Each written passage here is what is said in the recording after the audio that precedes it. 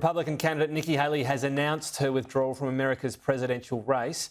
Ms Haley has declined to immediately endorse the former president, instead challenging him to earn the support of her voters. The 52-year-old managed to win 1 out of 16 Super Tuesday contests against Donald Trump. She announced the suspension of her presidential campaign at a press conference in her home state of South Carolina.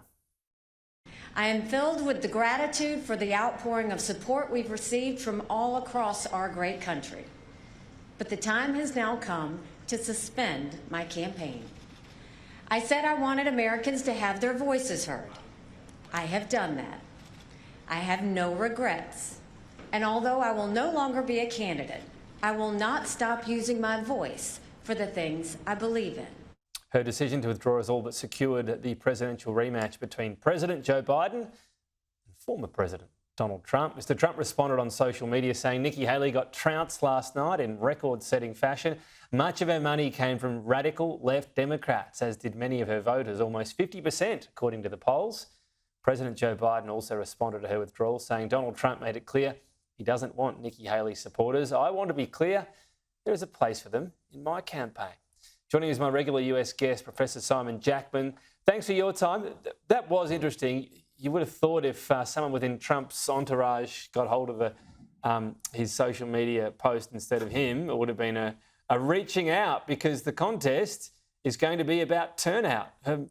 Which set of group of voters can hold their nose the best, the reluctant ones, and vote for their red or their blue person. What did you make of this moment? Will it matter? Or am I beating this up a bit?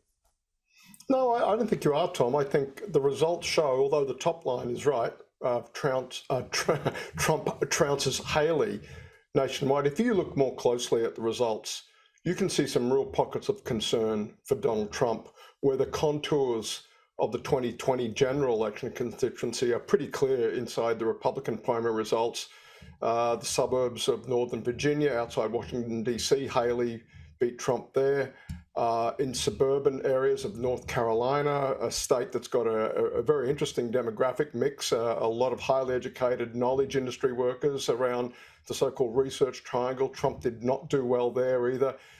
If you look into these results, and although it's only 20 to 30% that Haley managed to take away from Trump, it's an interesting 20 to 30% when you project ahead to the general election. And the big question, as you teed it up, Tom, where do they go? Does Haley endorse Trump at some later stage in the campaign, or does Trump keep making noises that drives these voters into the arms of a very welcoming Joe Biden? Well, it's just not in his nature to roll out the welcome mat, is it, to have that conciliatory tone? We'll see if it comes. And then the question gets to, OK, when we look at the percentages of support for Nikki Haley, how much of them are disgruntled Republicans? How driven are they to not actually turn out for Donald Trump? How much of the vote might be the Democrats crossing the divide? And then where will it actually amount to? What about the states that matter? I mean, this election is going to come down to about 6 states again. So yeah, what do we make of the turnout there compared to some of the states we've looked at so far? Yeah, it's a great point. There's a lot of data in American politics, and one of the data points a lot of us are looking at today is how Trump underperformed how he did in the polls. So there's a lot of people willing to tell a pollster, yes, I'm going to vote in the Republican primary, I'm going to vote for Donald Trump.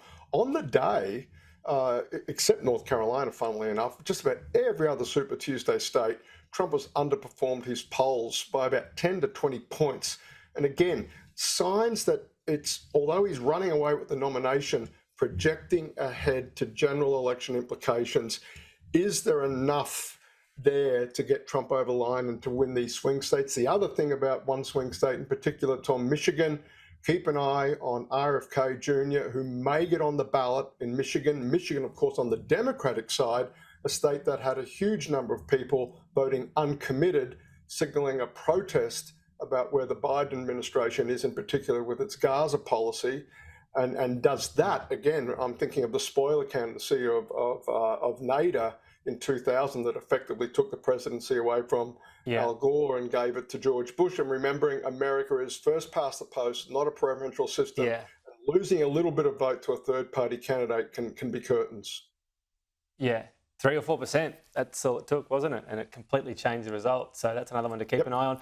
For Joe Biden, the tactic from here, because it seems to be when you're behind, you've got to ramp things up, you've got to do more debates, you've got to be out there. But he's been doing the opposite because the thought is he's not up to that relentless campaigning without being too blunt about it. Yeah, and cue the State of the Union, Tom, right? So this is an incredibly important speech for Biden. He's got to show that the single biggest take on Biden right now is his age.